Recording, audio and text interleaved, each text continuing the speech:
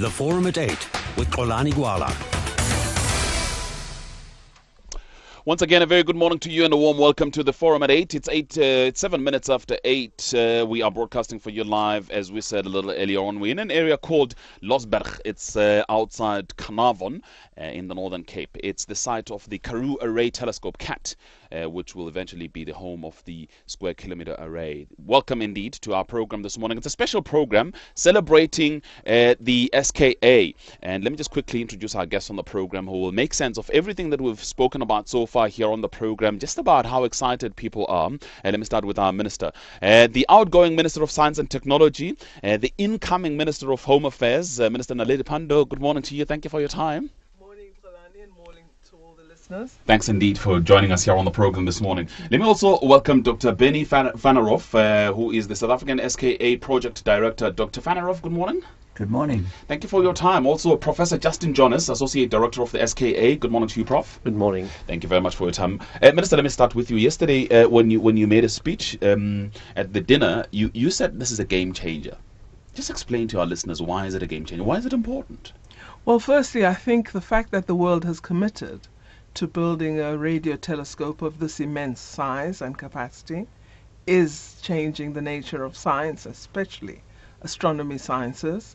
But second, and for me most significant, the successful bid by South Africa leading 8 other African countries as part of this bid, us convincing the world that we should be hosts of this extraordinary global scientific infrastructure. That places us in a very, very different global space as a country worth reckoning with in scientific infrastructure terms. We're going to host the largest radio telescope ever built in the world. We will be party to building that facility. We will transform African science by having 8 other African countries participate in this, and our eventual aim is in fact to transform Africa in scientific terms because of our ambitions with respect to the very large baseline interferometer network throughout the African continent. So the game changing is just altering the notion of Africa and its link and relationship to science. I think close to, or even as great as, the acknowledgement that Africa is the cradle of humankind. Interesting, because just on that note, Professor Jonas yesterday said it's science by Africa for Africans. Yes, no, I think this is, as the Minister said, is really a real watershed where Africa is becoming the destination for science. In the past, perhaps people would leave Africa to go elsewhere to go and do science. What we're finding now is people are sort of beating a path to us to come and use our instruments. For the rest of the world to come here and use our instruments, but very importantly as well, our own people using these instruments. The Cat 7 antennas that you see outside here, we were initially built as an engineering prototype, but we're finding international scientists showing an enormous interest in this facility, and they're wanting to come and use it. And that really is just fantastic. I'm going to come back to some of the complexities that Dr. Vanneroff spoke about last night. But Dr. Vanneroff, again, just to give our listeners a picture of what is happening here, where we are, what do you see, what should people know about where we are, this site at the moment? We chose the site because it's far away from everything. And that's what you need for the radio telescope. You need to be far away from cell phones and TV transmitters and FM transmitters and cars. Which means that immediately after our broadcast you kick us out because you don't need us here. FM transmitters. Xolani, we would never kick you out. Oh, okay. Happy to be part. Because the media are very important to us. We want to communicate with people to understand the science, because one of the objectives of the project is to make science important in people's lives. But why we're out here is that we have to be far away from everybody so that it's a very quiet environment, no radio waves which are man-made. And then, as you know, the Minister put a law through Parliament to regulate this area of the Northern Cape, so that if there are any activities which could interfere with the astronomy, then they can be prohibited or modified. It's also a very big flat area going north. South of us, as you can see, there are hills which block some of the radio waves coming from the town of Carnarvon and other areas which could possibly interfere with the telescope. Just again, looking at what we see a couple of dishes. In fact, we have 7 dishes here. What do these do at the moment? As Justin said, we built them originally as a prototype. We've never built a major radio telescope in South Africa, and not one which is called an interferometer, where you combine lots of small dishes together. So we thought before we start building 64 dishes, we better build 7 and develop the technologies, develop the software, develop the mechanical engineering, and also learn how to build out here in the Karoo. It's one thing building in Cape Town, where you're close to everything. Building out here is logistically very difficult. So we built this so that we could learn. When we build the 64 dishes of the meerkat, then we'll already have learnt a lot of lessons from this. So as Justin said, it's an engineering prototype, but now that we've done the engineering testing, we've learnt those lessons, we're now starting to use it for science, and that teaches us further lessons. What messages or what information are you receiving from these dishes? Well, the scientists in our universities and in our own office are doing several experiments. They're looking at some galaxies outside our own Milky Way galaxy. Using these dishes? Using these dishes, and galaxies are made up of stars and gas, and most of the gas is hydrogen gas. That hydrogen gives off radio waves, which you can measure. So it's a very, very weak signal, but using the 7 dishes we can pick up the signal from that hydrogen gas, and you can map it, and you can work out how fast it's moving and what's changing inside those galaxies. You can see how they're rotating. You can start to understand what holds them together. So that's very interesting to scientists. We're also looking at one star going around another star, where one star is sucking gas from the other star, and that's causing it to flare up every now and again and emit a lot of radio waves. So we're measuring that as well. So there are a lot of potential projects, but of course this is all small scale. When we have 64 dishes, we'll be able to see much further out into the universe. And that's the whole thing about imagining 64, which will be part of the meerkat. Yes. And then from the meerkat, which would be will move into the SKA. Into phase 1. Into phase right. 1 of the SKA. Yeah. And how many dishes there? A further 190 will be added, so we'll have 250 250. and 54. Yeah. So again, Professor, they are turning around these dishes, and I just want to create this picture because they're moving around. What are they doing? They're constantly looking for information. Is that what they're doing? Yes, we can steer the dishes to any spot in the sky to go and do the observations. Obviously today we're making them move around more for aesthetic reasons. During operations they won't move around quite as much as this. They tend to distract things in the sky. But yes, you choose your target in the sky and then you follow it, and sometimes for a long time, sometimes for a whole day, you might follow the one object, as Dr. Van Raaf said, that these things are very faint, and that we try to pick up. And the way that you actually detect that signal is to really look at it for a long, long time, stare out into space, and get these signals. Minister Pando, it does sound quite elite, though. It's the stuff of the scientists. It's not the stuff of the ordinary South African. This is what a young person dreams about when they think about doing science.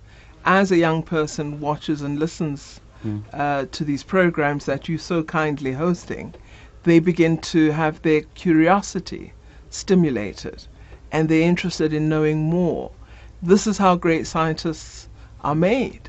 And in fact, one often imagines that astronomy science is a narrow science of gazing at galaxies or the stars that have been referred to, but actually much more science is related to what we're trying to do. So it's a large range of disciplines that are impacted upon by the work we've begun to do here.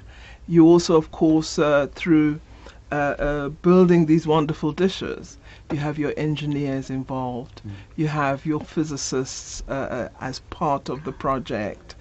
So you have a wide range of technologists and scientists coming together to deliver an immensely complex a project of this nature.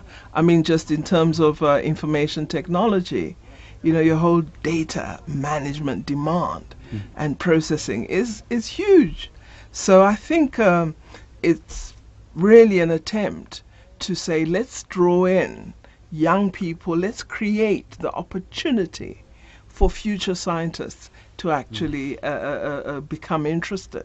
In terms of data management, Dr. Faranoff, one of the things you pointed out, I think you did yesterday, is the fact that there's no computer currently that is available that will be able to store some of the data that will come out of the SKA, is there? That's right. The amount of data that will be going through this network is much more than all of the data going through the World Wide Web. At the moment. So when the SKA is built, you'll have about 100 times as much information coming from the telescope as you do in the entire World Wide Web. And you'll have to process that information and then store it. So you'll need a computer about 1,000 times faster than the fastest computers we have now in the world. Now that presents a lot of opportunities for our young people. So we, for instance, are doing a project with IBM, we're doing a project with Intel, we're looking at a project with Cisco. Now these are leading technology firms in the world, and they're working with us not because they want to be nice to us, but because we are also doing things which help them, because we've got very, very, very good young engineers and scientists. So if you think about where the world will be in 10 years' time, more and more we depend on computers, we depend on big sets of data, we depend on remote controls. These are all the things that our team is learning and the young people in our universities are learning. How do you build a computer that's 1,000 times faster than what we've got now? How do you program a computer that's like that? How do you get the power consumption down to be realistic so that you don't have to build a power station for every computer? So these are all exciting challenges. As an engineering project, this is amazingly complex. This is just way too complex. Well, it's not way too complex. It's not complex, it's exciting. It's an opportunity. It's a challenge. It depends how you look at it, eh? Yeah. Well, it's also a long project, remember, and you've got to do it systematically. Building 7 dishes was complex. Can you imagine building 3,000 dishes? That is really complex. And it's not only the computing, even the logistics. How do you get material there? How do you keep the telescope operating? How do you have it available when it's needed? How do you get the data back? How do you get the power to it? So there's a wide range of things. How do you communicate this? Because we would like everyone in South Africa to come to know about this. We would like all of Africa to have access. We don't want this to be some secret initiative that no one has access to, because just as we are absolutely thrilled to be part of the Square Kilometre Array, we want the entire continent to be as thrilled. And so the issue of communication, of public engagement is very important to us.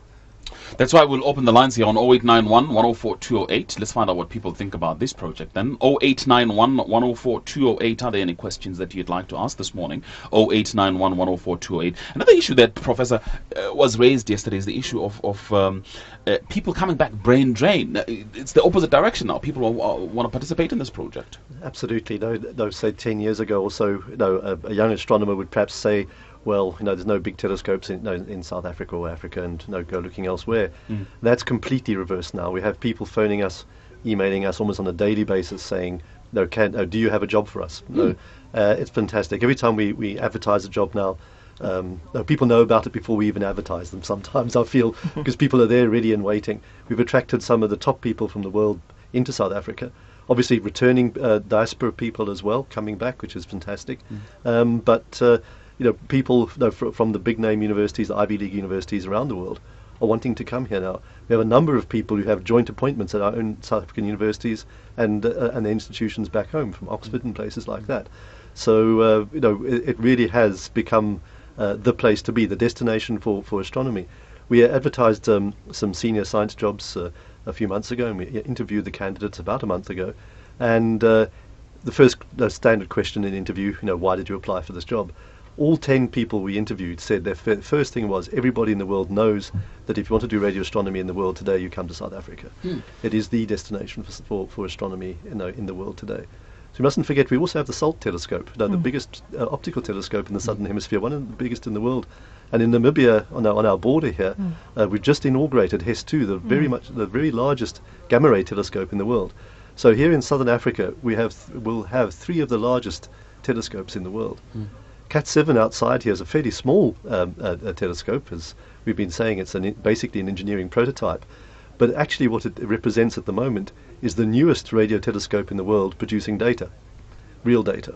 The Australians last week unveiled their SKA telescope in Western Australia, but that's just been unveiled. It's not actually producing any science at the moment. Whereas what we have here is new science data coming out. It's there's an excitement in the world, and as the Minister said, we want that excitement to be shared by Africans as well. You were in Australia, yeah. I wanted to pick up on that, but you want to say something else? Well, I just wanted to point out that besides the CAT telescope on this site, we also have another telescope called Paper. It's not actually made of paper, but it's a joint project that we've been doing with the National Radio Astronomy Observatory in the United States and the University of California at Berkeley. And that telescope is built on our site, and it's looking for the signals from the very first stars which were formed very early on in the universe's history. So that's really exciting science. So we've got 32 antennas now. We'll be building another 32 before the end of the year, and then another 64 next year.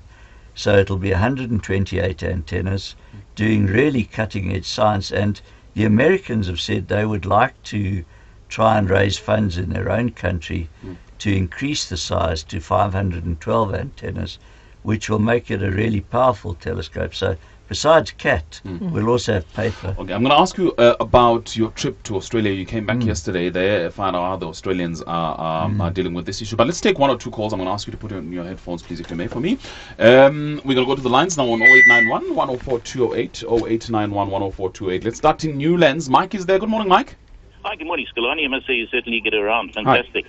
As a South African, I'm very proud. I must say I think this is a great project, and I really do wish everybody best of luck. I have 2 questions. One, about fracking. I've heard some stories that this might become an issue, and how is it going to become an issue, and how are we going to be protected from fracking if it ever goes ahead?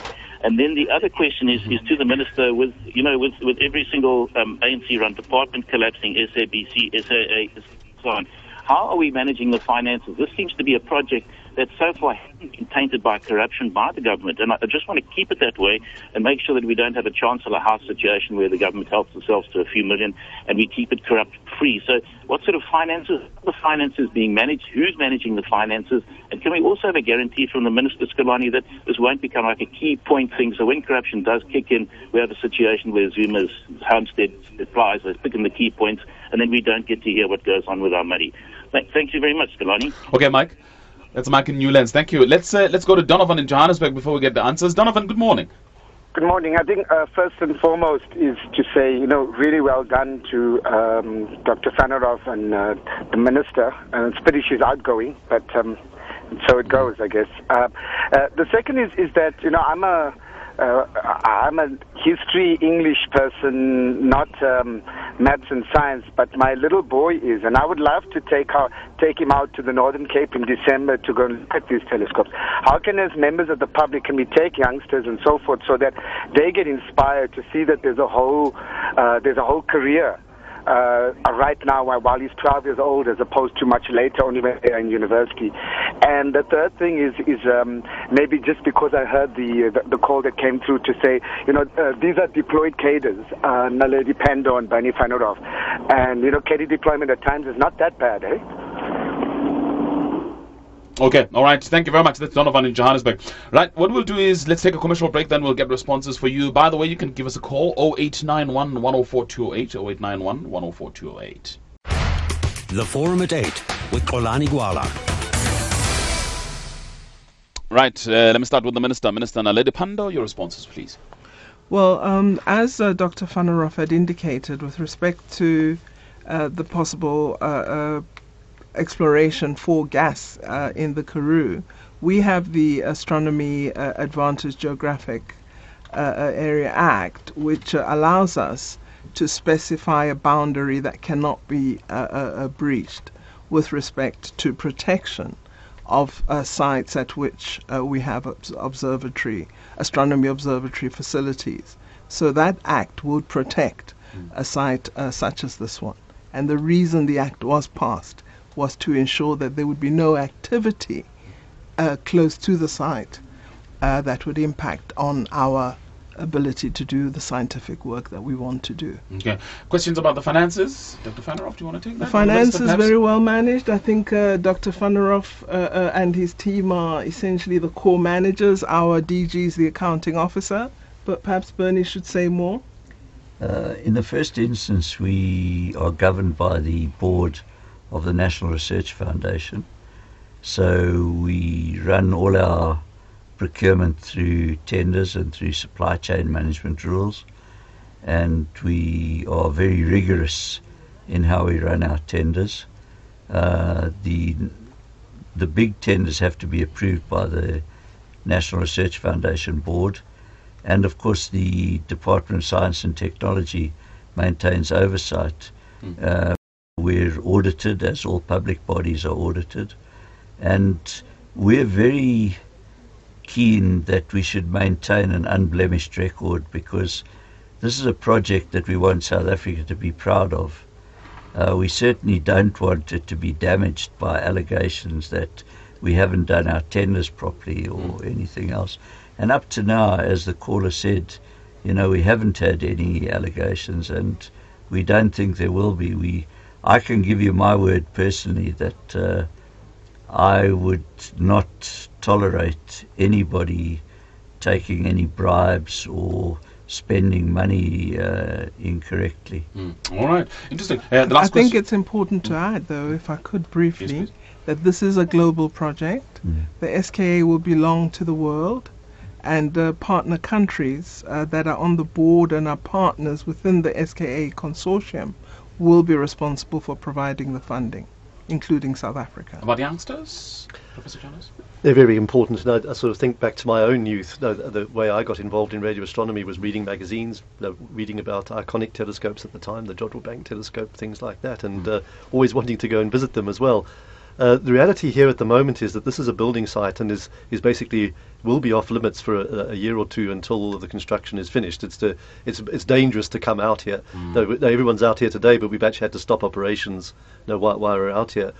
But there are lots of other places where kids can go, and adults, to get excited about astronomy. In Johannesburg and Cape Town, there's the planetarium. Go along there, and there are people who are very knowledgeable about this project. We have the project office in Cape Town. We have 100 engineers working in an office building, and go along there and have a look to see what these guys are doing on a day-to-day basis. All right. But once we've established this site over here, we will have a visitor centre in Carnarvon, and it'll all be set up exactly for that, to excite kids. Fantastic. My guest here on the program, Dr. Bernie Van der Rof, is the South African SKA Project Director, Professor Justin Jonas, Associate Director of the SKA, as well as Minister Naledi Pandor, former Minister of Science and Technology, now Minister of Home Affairs. Would like to hear from you then this morning, 0891 104 208, 0891 104 208. What? The Forum at 8 with Xolani Gwala. 0891 104 208. We're in Losberg, that's what it's called, yeah, outside Carnarvon, at the Karoo Army Telescope site. What are your thoughts then? 0891 104 208. I'm going to go to the lines in a minute, but Dr. Faranoff, just during the commercial break, you were talking about small businesses and the new industries that are created by science. Just if you may, just give us an idea of what you have in mind there. We often talk about small businesses as being crucial for creating jobs in South Africa. How do you start a small business? You have an idea and you find a niche that enables you to create a product that people need. There are two kinds of small businesses. There's survival businesses, where you cook mealies and you sell them on the side of the road. But there's small businesses that actually are based on a skill and a niche. We've got to get young people to have those skills. At the moment, we have a really serious deficit of skills. Far too few of our young people are getting those high-level skills. So we want to attract those young people into science and engineering. They may not become astronomers, but they'll have the skills that enable them to go into other areas of industry, to open small businesses. Just think about the industries of the future. More and more they'll be based on processing data, using data, visualizing data. If we don't train our young people to have those skills, we'll forever be a second-rate nation. There'll be new industries developing and we'll be left behind. We don't want that. We've got to move to the knowledge economy. Sure, because one of the questions I think that will come through is how many, on average, are local scientists as opposed to foreign scientists that are involved in these projects? Do we have a lot of foreign scientists? In the SKA, in the Meerkat, and all the other projects that are going on at the moment? Most of the people in our project now and in the universities who are working on the SKA are South Africans. We have a number of students from other African countries. We've awarded 70 bursaries to students from other African countries. Many of them have gone back and started astronomy teaching in their own countries with the support of their governments. We are getting a lot of young researchers from other countries now, and even more senior researchers coming here. So they're not a big proportion, but they're very important because they strengthen our universities. And there's also a tendency when people see a very prominent scientist coming to a university, they say, oh, I'd like to be there too. So it attracts other very good people into the universities. Okay.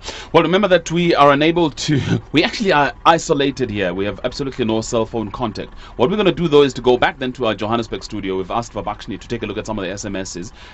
But when we come back, we'll also hear from Mukhosi and Kelvin Roy in Durban, Leanne in Stellenbosch. Those are some of the people that have called. Vabakshni, what are people saying on SMS? Hi, Xolani. SMS is coming through saying, can your panel explain moving stars that I see every single night? Not shooting stars. These move at the same speed as planes, but are at the same distance as a star. That SMS not signed. Also one coming through saying that this SKA thing is another arms deal scandal. It's a strategy by the ANC politicians to embezzle South Africa's billions from irregular tenders.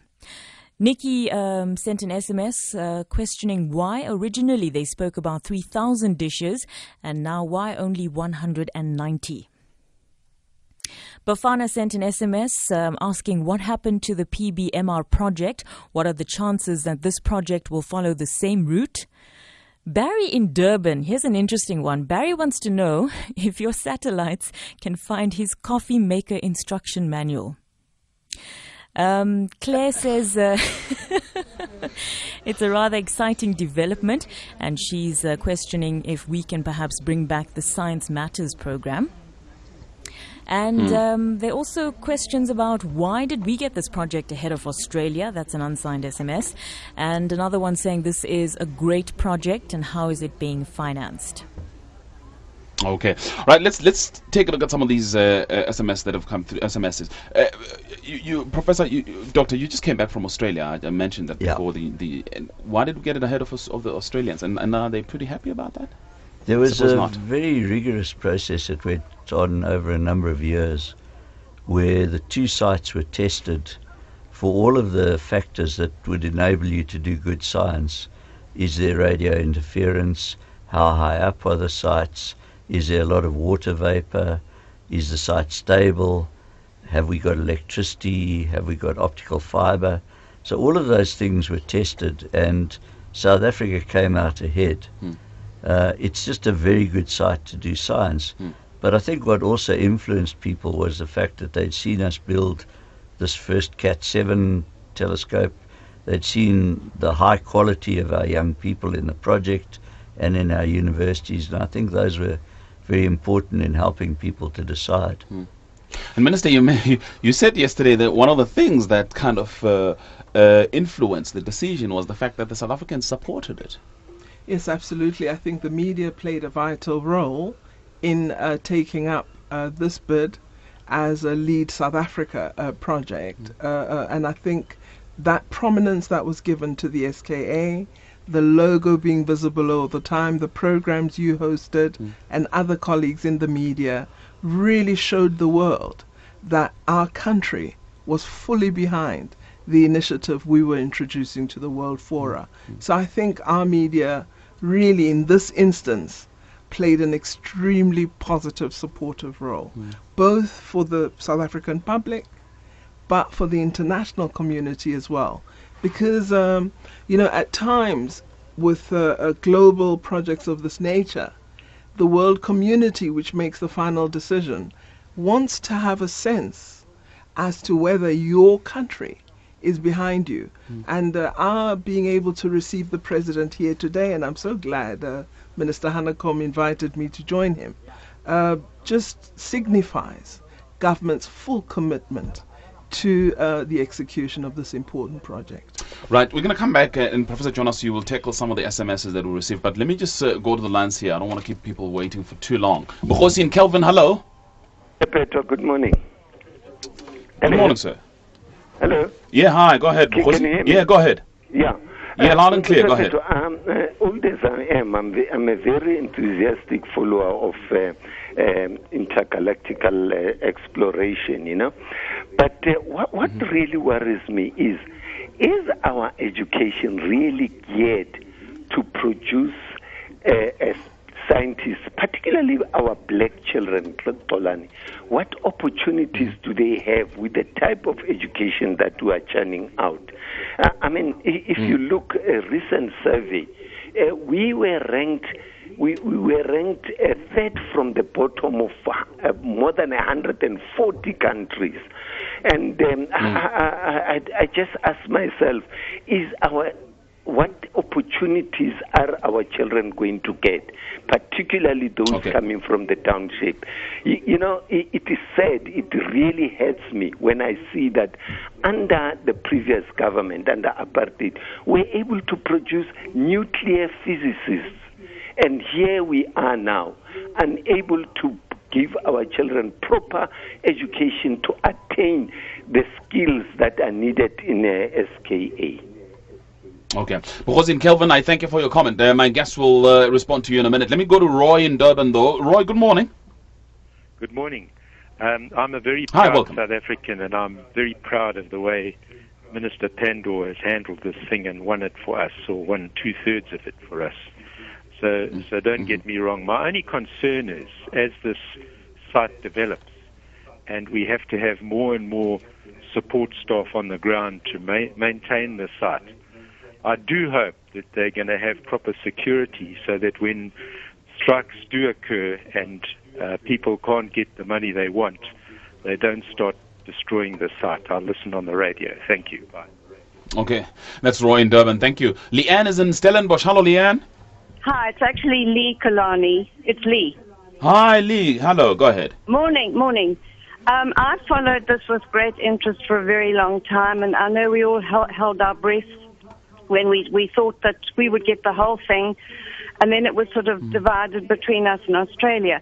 What I wanted to know is, I watched a program on SKA the other day, and I was a little bit miffed about the fact that they were showing the whole scene in Australia, and I'm not saying that they were counting us out, but we were sort of made out to be the poor cousin, as it were. It was all Australia, and they were talking about how they were going to disseminate all the information. They would have to build the computer that was going to do all this. And I just thought it would be nice if we could also put something on Sky or BBC so that they know it really is a joint thing. Because at the moment, the Australians were, I don't know if they really realized they were doing it, but they were sort of making out that this was their brainchild and we were the sort of poor cousins. That's all. Just a bit miffed, okay? I understand. Lee, thank you very much. I'll take more calls, by the way, 0891 104 208. Let me start with Professor Jonas. Do you want to respond? Maybe starting with Lee. I think with Lee, yes, exactly. And I can assure her that we will be appearing on BBC very shortly. Just a few weeks ago, The BBC Horizon documentary team were here on the site, and they were blown away by it. And what they were going to be doing a documentary on was a program on big data.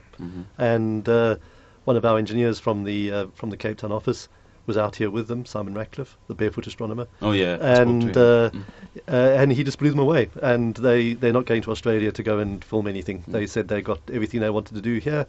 And as Bernie has said, no, we've got these big programs going with IBM and Intel. No, we don't talk, we do. It's interesting though, Doctor, is there beef still between us and Australia? Are there unresolved issues still on the surface? I think most people are now interested in collaboration. I think there are a couple of people who are still bitter about the decision, but they don't really play a prominent role, and I think what we'll be doing from here on is working together. The Australians recently opened their observatory. It's called the Australian SKA Pathfinder. Their minister was there and we all flew up there. It was last week on Friday. It's an impressive piece of engineering. It's not completed yet and it won't start doing science till 2014 at the earliest. You know, as Justin says, we prefer to do things and then show people what we've done. Minister, there was a very important question from Bukhosi about our education and its ability to input, to provide scientists that are needed for such a project. Well, I think as Bukhosi would know, and thank him for that question, we have prioritized education as our priority number one as government. There are, of course, immense challenges, but I think a lot of effort is being put in, particularly in ensuring that we advance success and access to quality physical science and maths teaching. The initiatives that the Minister of Basic Education is leading with respect to the Dinaledi schools and the development of a new strategy for science and mathematics in schools is a very important step forward. The work we're doing supporting schools with the provision of mobile laboratories and the development of teachers in the sciences and in mathematics. So there are a range of initiatives underway. The pilots, we've begun using technology to establish whether we can improve the quality of teaching by using mobile technology for the teaching of mathematics and science. It's a pilot that's being done in Kofivaba district in the Eastern Cape. So there's work underway because we do want to expand that pipeline and ensure that we get the numbers. And I don't mean to be controversial, Dr. Fanaro, from where you are though, the people that are coming through to you, are you happy? We're getting lots of very, very good young students. There's clearly, though, a difference between the young people who are coming out of the previous Model C schools and the kids who are coming out of township schools and rural schools. They really struggle when they get to university. In the Northern Cape, for instance, we found great difficulty in finding young people who are acceptable to the university. So we've now started a training program for young people from this area, for instance, with the FET College in Kimberley, doing artisan skills. We're doing a lot of technician training programs. So there are disparities and there is a real lack of the basics for many of our young people. It's difficult. What we've done, though, is we've designed our bursary program as a pipeline. So we take young people coming out of school or the first or second year of university, and we want to carry them through with us right up to a PhD and even further to a postdoctoral fellowship. And we're starting to see the results of that now. It's been running for a few years, and the first young people who started at the bottom end of the pipeline are now starting to come into master's degree study and PhD study. So I think the pipeline's going to work, but of course it's not going to solve South Africa's problems. What we can hope to do is to inspire young people and to create a model which works. Let's take some calls. Alec in Johannesburg, good morning. Morning, Kalani. How are you? I'm very well, Alec. Thank you for your call. Sorry, man. I'm sitting in a coffee shop here that's a little bit noisy. Okay, sure. Go ahead, Alex. I can't hear your side, but I'll just put it in. I'll listen on the radio. You mentioned it earlier. There seems to be that the main thrust of justifying this seems to relate to ego and pride of South Africans, and they one quarter in particular, that lady from Durban. She should probably also realize that as much as be her inferiority complex towards the Australians that made her think it that way and perceive it that way. But that said, look, if it improves South Africa's image and thus has benefits to the society as a whole in due course, then it would justify it. Whether those benefits are currently justifiable is another question altogether. But such is business. The question I would like to say is, so what, in terms of the philosophical purpose? Other than perhaps technological stroke economic justification for future technology, what is the philosophical of exploring outer space in terms of our life existence? How do your guests comment on that? And then also, so what if we are able to sustain our natural existences on this planet by changing our economic systems at a greater distribution of wealth and not a concentration, which this project might in fact in itself lead to? Someone will commandeer that technology and use it for their own purposes or private interests as opposed to public interest. What guarantees do we have that the benefits will flow to society as a whole as opposed to vested interests? I'd like to hear what your guests have to say. Okay, Alec in Johannesburg, thank you. Interesting questions. Edwin and George? Yes, very good morning. Look, I'd like to make some caveats. First of all, we must listen to Dr. Ramthele and Maletsi and Becky. I'd like them to be put forward for president, and Becky's mother. She's wonderful. The point is that we have a big scam respecting in this so-called Western world education. All over the so-called Western world, there are unemployed and underemployed students on grants from the fiscus taken from taxpayers doing nothing. The thing is that we have to protect ourselves from sliding towards the dictatorship because of promises of something for nothing by the so-called left-wingers when we need two wings in order to fly properly. And there's nothing more honourable than tilling the ground and producing your own veggies and doing your own production and service delivery and so forth.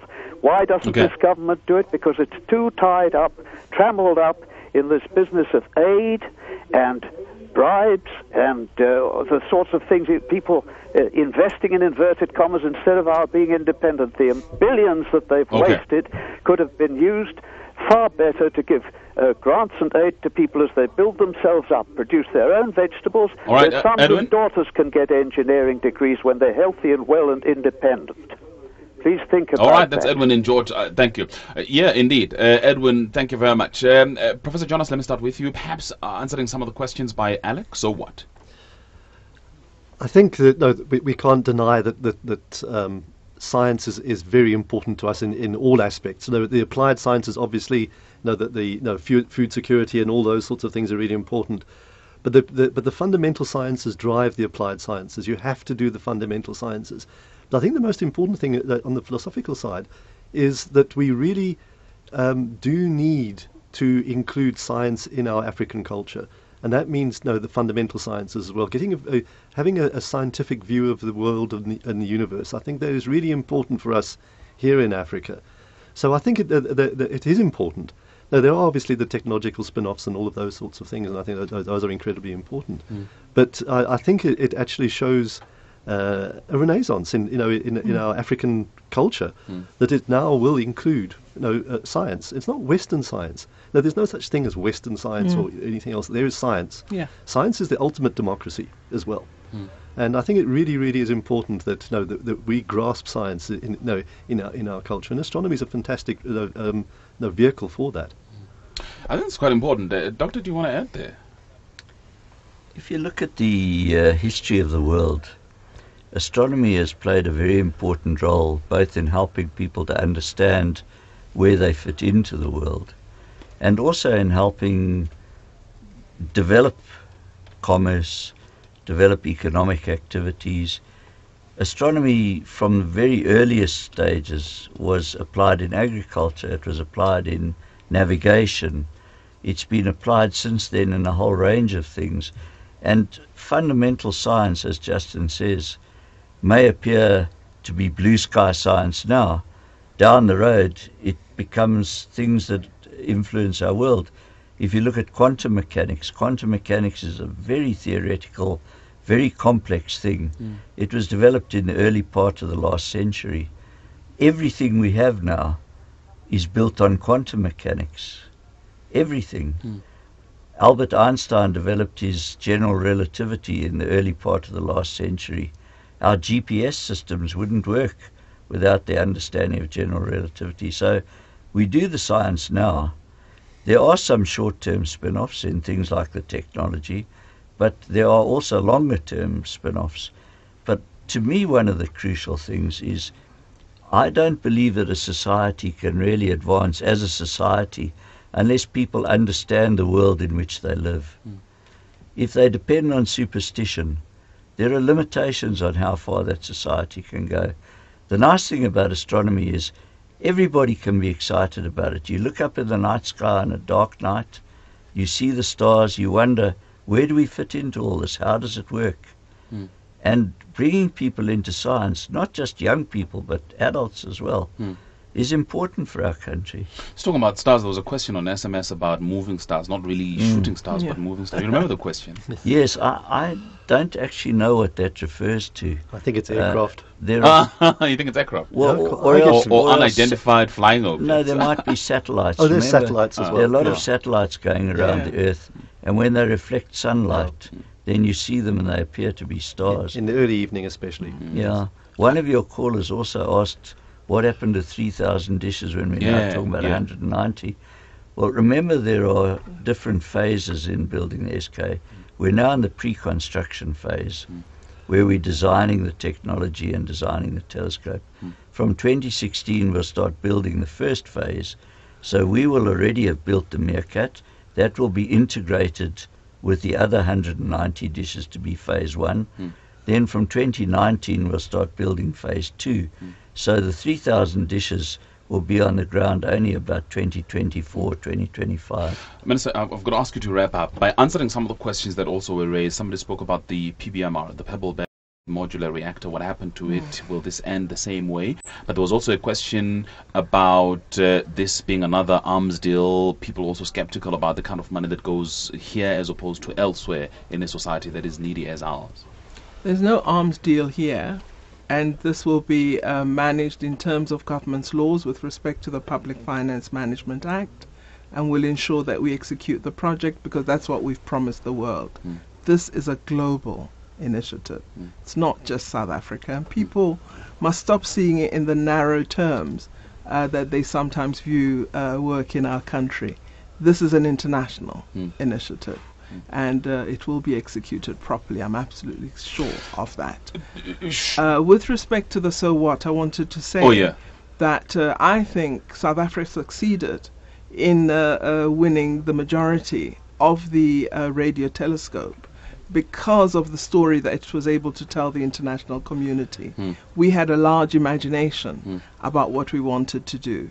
The fact of including more than one African country, the fact of renewing the science of astronomy, the business opportunities, the technological opportunities. So it's not a narrow orientation, it's a very, very wide picture of what's possible. I just wanted to do this very, very quickly, Dr. Fanarov, because it's probably the last time you're going to talk to Minister Naledi Pandor in her capacity as Science and Technology Minister. Do you want to say something to her? As of course, like, bidding her farewell. Well, the Minister has played an absolutely crucial role in this whole project. She's supported us, she's been enthusiastic, she's been an incredibly active and effective spokesman for the project internationally. So we are very sorry to see the Minister go. We can only say we'd love her to stay on, but we're very happy that Derek Hanekom will take over. He's also very enthusiastic. and we wish the Minister all the best with her new portfolio. And it's going to be a difficult one, Home Affairs Minister. Challenges. Listen, good luck with your new portfolio. Thank you very much. It's been fantastic dealing with you as far as these matters are concerned. As well. Thank you very much. Naledi Minister, Naledi Pandu, that's the former Minister of Science and Technology, and of course the new Minister of Home Affairs, Dr. Benny Fanneroff, South African SKA Project Director. I really thank you for your time this morning, as well as Professor Justin Jonas, Associate Director of the SKA. Thanks indeed for coming through. Thanks indeed for coming through. Thanks indeed for coming through. Thanks indeed for coming through. Thanks indeed for coming through. Thanks indeed.